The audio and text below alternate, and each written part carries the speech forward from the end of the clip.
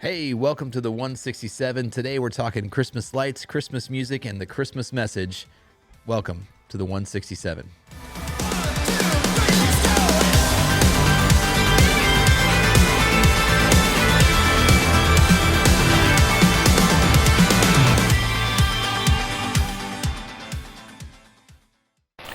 Hey, it's the most wonderful time of the year. Welcome to the 167. With me is Christmas sweater wearing Pastor Rick George.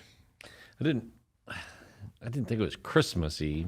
But It's a high collar. But it is, yeah, it is like, it's kind of a little bit annoying, but super warm. So, yeah, it's a cold morning and thought this would be a great time for a annoying high collared sweater. If it ain't itchy, it's not Christmas. Boom. And here with us is much more casual, laid back.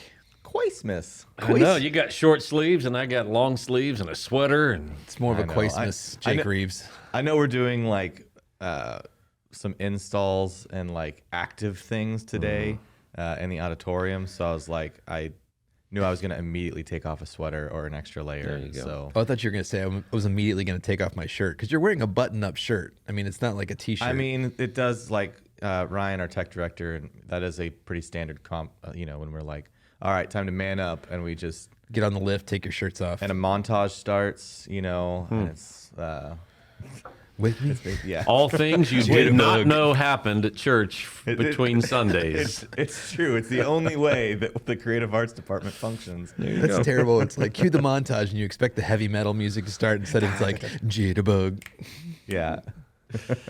No. All right, so this week we were continuing our Christmas series. We actually had Christmas at New Life, which was fantastic. We hope that you joined us this Sunday. It was great. If not, go back and watch it on video. It's not going to have the same effect as being live. Man, you should have, if you were not here, you should have been here.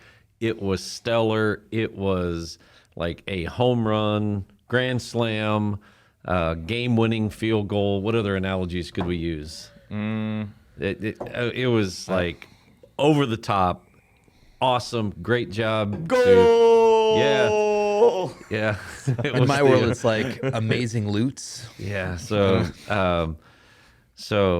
tip of the hat, applause to Pastor Jake and the entire team. worship team, tech team, everybody, First Impressions team, like the entire volunteer team, flawless, knocked it out of the park. Great job all the way around. So man, it was inspiring and encouraging, and it was awesome. So Yeah. thank you guys. Well, and one of the thing, the first and maybe even the most important thing you talked about, that's not the most important thing you talked about, but I really loved it that you talked and you asked us about if we actually really like Christmas lights and or Christmas music. So I need to do a deep dive with you guys here because I really need to know, do you actually like Christmas lights and Christmas music, or is it just like, I like Christmas So lights? no, I like Christmas lights, and it's a weird thing because we go to a lot of the same neighborhoods every year, and they don't change a whole lot, but you see them, and it goes back to, when Trudy and I were first married, and even just before that. So when I was in high school, there was a house near our neighborhood that the guy spent weeks putting things on the roof. There was nothing in the yard, but his entire roof was covered with things, lights and statues, and it was incredible. It wasn't LED panels back then, but then people would just drive by this one house right in the middle of a neighborhood, and I'm sure it was annoying for all of the neighbors, but it was awesome. So it began there, and then every year we went, and it was the same stuff, but it's just fascinating. And then there were other little neighborhoods, that we would go to, and then that tradition continued on after we were married. And then when our kids were small, we would go out on Christmas Eve and look at lights, and it just, I don't know, it's something we enjoy doing. And again, we go to the same neighborhoods often. Even tonight, our grandkids are spending the night with us, and we're going to take them out and look at lights together and make an evening of it. And so Just kidding. Yeah, I don't know. you It's just really like 'em. fascinating. I like the lights. Well, then I'll ask you this as a follow up. Then we'll kick it over to Pastor Jake. What is your favorite Christmas song? Favorite Christmas song? Yeah, is it more like the Bing Crosby like Christmas songs, or is it more the modern stuff? Like, what do you like? Probably the more modern stuff. I enjoyed listening. I'm not the crazy like it's November hits. You know, we got to have. I don't have it. Yeah, I don't have it on the radio in my truck when I get in. It's Christmas music. I don't. But I enjoy the Christmas music and the feel. But Michael Bublé, kind of that kind of Classy. modern kind of Christmas take would be more of my vibe. All right, Pastor Jake. So Sarah and I, we've been up in, this is our 7th Christmas in Gardner. And we do like Christmas lights. And we were honestly pretty disappointed with Gardner as a town, you know, as For the Christmas lights or for other reasons? no, for the Christmas lights. And because, you know, we grew up in small towns where really you don't really have anything else going on during Christmas. So people tend to, you know, not go insane, but it's more in mass. Right. And we'd had trouble. Like we'd gone to like Deanna Rose last year and everything. It's like, okay, you know, that's cool. But this year I finally found Christmas Place off of Antioch. I don't know if you've ever been there. It's basically like 2 streets that are cul-de-sacs, and for whatever reason, so we found it, and this was kind of we had the whole family, and we're driving through it, and I'm driving through it, and for some reason I'm choking up looking at this, like, because it's the entire neighborhood is just coated in Christmas lights, very homey. It's not even like LED panels. It's just very like classic Christmas lights. And I'm choking up, but I'm like looking out the window, like, don't say it. And then we pull out of that, and Sarah's like, why did that just make me cry? Like, she was talking about herself, and I'm like, what is the matter with us? Yeah, what is happening? And so, but So yeah. tell us where this place is, Antioch and what? It's like 139th or something. I'll put that on my list. We might go there tonight and I was like, have a good cry. It's it's on Antioch. I forget. If you look up, they literally changed the name of their subdivision to a Christmas Place. Okay, we'll check over it out. But it was good. It was good, and so that was very cool. Unfortunately, I will say, so I do love Christmas music, but I will say that being a worship arts person has made me less enjoy Christmas.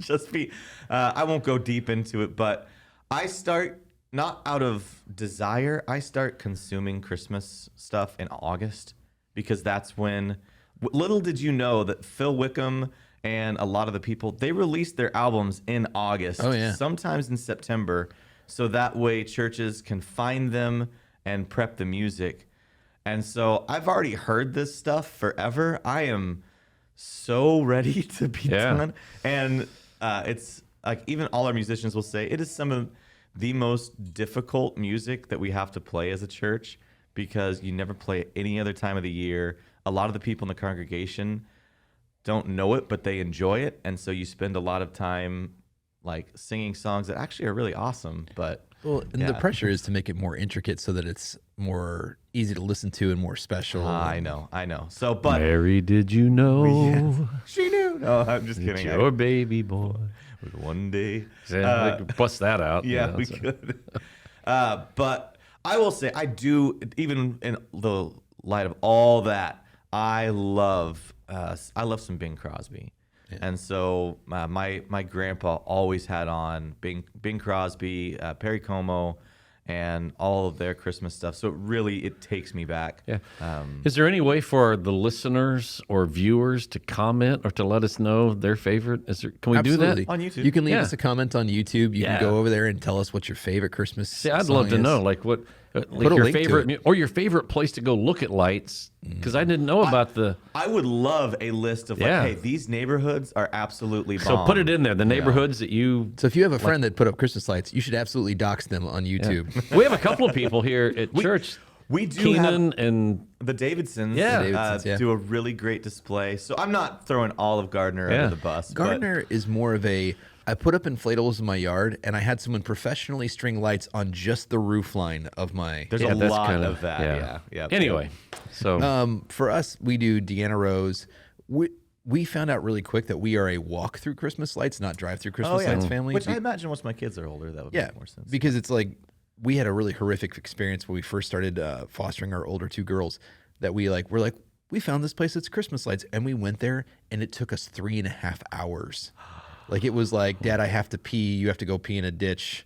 You know, like I didn't yeah. have a place to get It was like, and we couldn't get out because like we had committed to the point where there was cars lined up on the other side. Like we couldn't leave. And so it was like being trapped in Christmas lights. So yeah. we go to that place. I think I told you there's a church up there next to a park that does Christmas lights. yep, on 87th and Lenexa. Yeah. SoCo Park, maybe something like that. yeah. I don't know. We do that. We go down. Yeah. Sorry, Sarco. I We go believe down is- to Union Station Yeah. to do their Christmas displays and Oh, stuff yeah. like that. And then we did the Chiefs Stadium last year, 2 years ago. Yep. Cool. They're pretty cool. I'm gonna have to just maybe this is an unpopular opinion, but best Christmas song of all time is the 12 Days of Christmas Muppets version. Oh, I'm fine with that. I'm absolutely fine with that. Though I will say I don't know if I ever had a stronger amen in my life when Pastor Rick you mentioned the least the most hated Yeah. Christmas. I don't mind Alvin and the Chipmunks. I hate the Paul McCartney's Simply Wondering. Is How it to- the Christmas? Yeah, Oh yeah, my that's one of the gosh. worst. Yeah, Oh, the delay on the sorry. yeah. Never mind. No, it was on the list of we hate this song. Does anybody really like Mannheim Steamroller? I feel like Mannheim I Steamroller. would like to go. I feel like live. I mean, Yeah. I don't really. I feel like everybody's like, I love Mannheim Steamroller. I'm like, no, you love Trans-Siberian Orchestra, and they're like, oh yeah. Right. Yeah. Which getting totally off topic, by the way, we need to get back on. But I was going to buy tickets to the Trans-Siberian Orchestra because I thought that'd be fun. Sure. Until I saw how much it cost. And I was like, nope, we're not going to that. Oh, yeah. Like, no. What no, are no. current ticket Oh, prices? it was last year. I don't know. It was in the like hundreds two- of dollars. It's like 150 for cheap seats. Like every Yeah. year, like an Alzheimer's patient, I forget, and I'm just like, I'll buy tickets to Trans-Siberian Orchestra for Christmas. Yeah. For So if you Carissa. get any kind of decent No. seats, yeah, it's $200-300 each, and then it's I like could buy a small man, car for yeah, it's like, taking yeah. a family there. And then I go through that experience, and then next year, without a doubt, November will hit, and I go, you know what? I should get tickets to. no. Yeah. Anyway, But so one of the points that you made that I thought was so powerful and so helpful for people at Christmas this week was you said that Christmas is not just about what is happening; it's about what happened. And so I just wanted to ask, like, not just at Christmas time, but really this season for churches and in our culture, do you feel like churches and Christians are hyper focused on what is happening versus what has happened? yes, and it's because everything that is happening has an immediate impact on our lives, right? And it tends to consume us. And I guess the challenge of that, the negative side of that, is that one event, one thing, can totally derail the whole meaning and the celebration of Christmas. And that shouldn't be the case. Yes, what is happening obviously is important and it's impacting our lives. But what happened is way more significant than anything that is happening in our lives.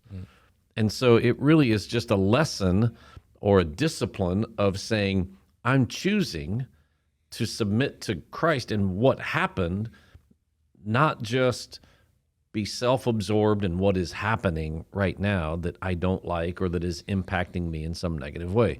So yes, I fall into that category. I think everybody, if we're not careful, we can slip really quickly into it's a bummer, I'm bummed out, I'm depressed, I'm discouraged because of, and we'd start to list the things that are happening. Right. Yeah.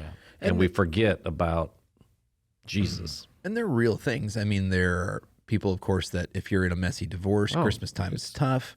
If you lost a loved one at this time, that it becomes a reminder almost of sadness rather than of joy. And there's a lot of people I think that, you know, deal with holidays and it's like the worst time of the year for them. And it's just like, you know, but like you said, it's going, okay, is this going to be the end all be all of now every Christmas for you is ruined? And part of that is because of how we have viewed Christmas, that it is all about, you know, this party or these people, or it's all about this specific thing, when it's not. It's about Jesus. It's about how much God loved us. It's the one who says, I am for you, and I want to be a part of your life, and I want you to celebrate me. And when we can keep that perspective, then we can also keep in perspective what is happening. Because what is happening is real. And you're right. You can't just say, well, it doesn't matter. It does matter. Just in comparison, it doesn't really matter as much. Right? So at the end of the day, who is for me is way more important than anything that's happening in the culture around us, or in my job, or in my family, or in my health, or anything else. Yep.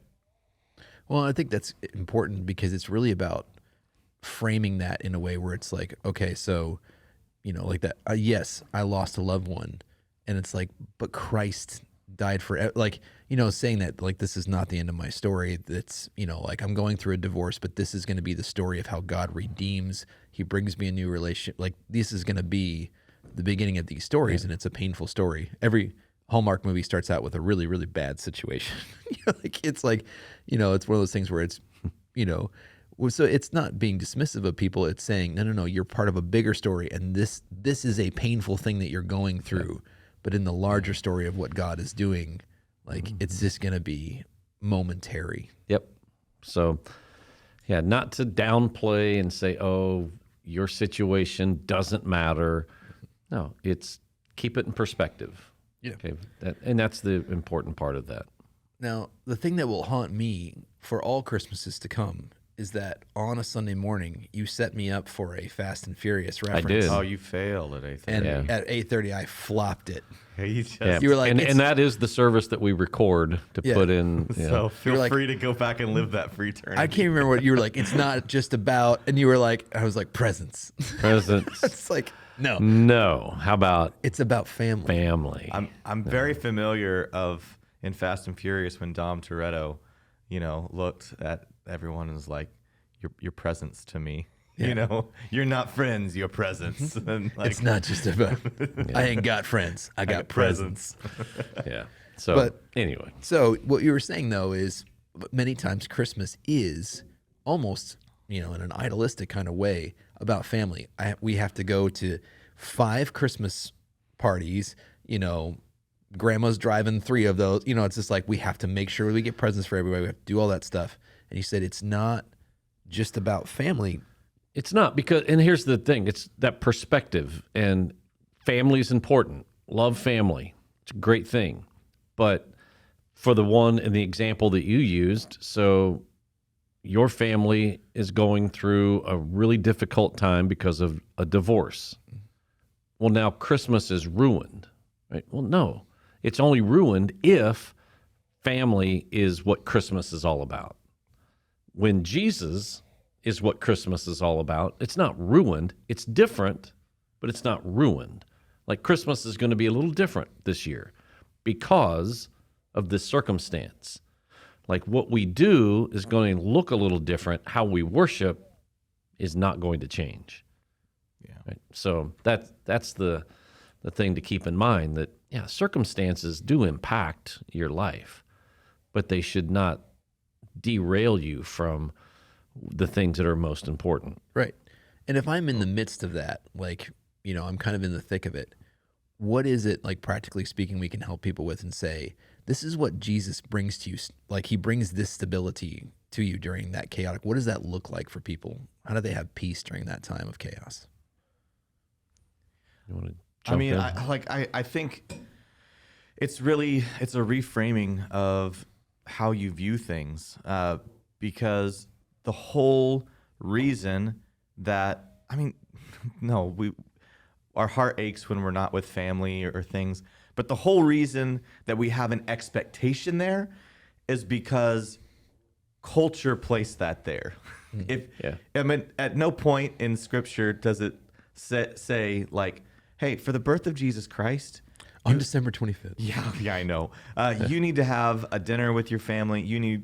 No, I mean, we are remembering the hope that came into the world. And this is very, very difficult when many of us were raised in homes and with Hallmark movies, with everything, where the whole bow that gets tied. I mean, heck, Die Hard, at the end of it, which it is a Christmas movie. Preach it. What's Die Hard about?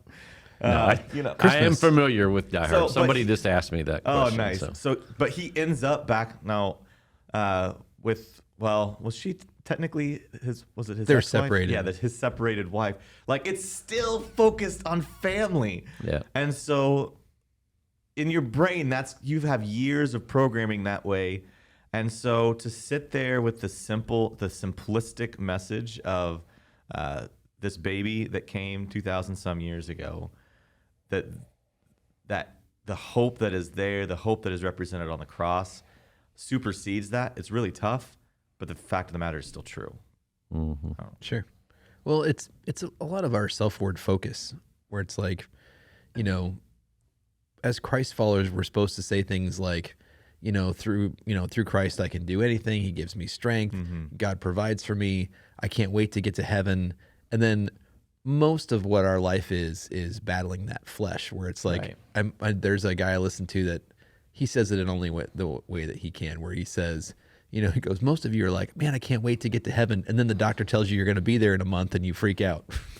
Gives you a month to live and you're not like, oh, cool, I get to go to the front of the line. You're like, no, I have to stay here as long as possible. And it's like, and that's just our flesh, Sure. And there's real pain and things that we go through.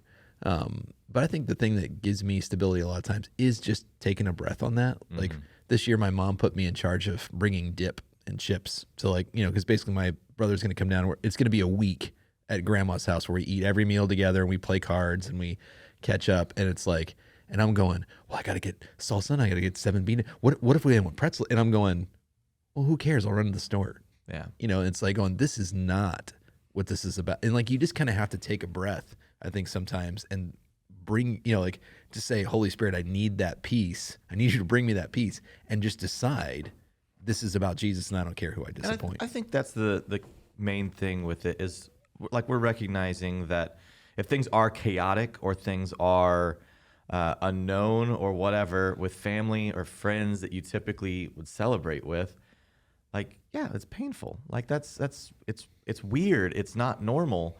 It's okay. It's going to take a breath, It doesn't mean that you should just there's a light switch that's going to flip and you're like, oh, well, this is totally, fine. But like you said, you take a breath, you sit in it for a moment, and then you kind of let that wash over you a bit. And it's going to take, I think that's going to be a few awkward interactions, because the last thing we got about 5 minutes left and I want to just talk about this, because the last thing you ended with was reflecting Christ. And so I think that in that moment, I think that our family can even put pressure on that, where it's like, hey, listen, I can't believe you didn't bring the right dip. You've ruined Christmas, which is what I had a nightmare about last night, So, were you naked when? No, that's super. Why would I be naked at Christmas? No, I'm just kidding. Trying to run away and you can't run fast and enough. You forgot your locker. But I was wearing, a high-necked itchy sweater and pants that went with it, so it was itchy on my leg. No, and all the chips and dip were in my high school locker, and I can't remember the combination. Oh, but I mean, in that moment, to be able to take a breath and look at your family in the eye and go, "That's not what this is about." That takes guts, and that takes, it's going to be an awkward conversation. But you ended the message by saying, hey, this season, don't forget to reflect Christ, that Christ is the light, but it's our job to reflect him. So what's one thing that you want to leave with our listeners before Christmas that's like, hey, this is a great way that you can reflect Christ at this time? Yeah, I think for me, in a maybe a morbid kind of creepy way sometimes, because I do a lot of funerals. I'm in that world a lot and listening to what people say about the ones that have died and whatever and how they lived. And I thought, I want I don't know if I'll be able to, but I want to be the person who faces death and goes through, the end of my life, with inspiration to other people, that I do it gracefully and all that. And so that was kind of the framework within the question that you just asked. So in the midst of my struggle, whatever the struggle might be, health, family, job, whatever, that when people look at me and interact with me, not just at Christmas, but we're talking about Christmas, so this holiday season, that when people see me, they see the love of Jesus. They see the joy of Christ. They see the hope of all eternity, that they see me worshiping what Jesus did, right? What happened. Right. And they don't just see the things that are happening, that they are inspired and uplifted and encouraged by watching me look back at what happened on the Jesus' birth and on the cross, and not be bummed out and discouraged because of all the things that are happening. Right. So, does that answer your question? Yeah, Sure. A little bit. Yeah, So, absolutely. So when the light of Jesus shines on me, the way I reflect it is with a constant reminder, this is what happened. This is what's happening, but my focus, my devotion, my attention, my joy is going to come from what happened, not what's happening. That's so good. Pastor Jake. Yeah, my brain's going to, I think it's in 1 John 4, where God just speaks that when you're living in God, your love is going to be made more perfect. It's a very continual sort of crafting and shaping. And I don't know, I just think because you end up looking more like Christ. And so I think that's the thing that, it's going to look from year to year. And that's largely people are going to, when you take that stand, that's the other kind of scary thing. People are then going to be watching you when you're like, hey, this is about Christ. Well, then if you turn around and don't live that at all, they're going to be like, what? You just didn't want to come to, or Right. whatever. But I think it's a really challenging thing that when you day in, day out, make Jesus the center of your life, as you preached on this week, that's going to preach. Yeah. Yeah. I think for me, when I was thinking about this, it's kind of what we pass on to our kids.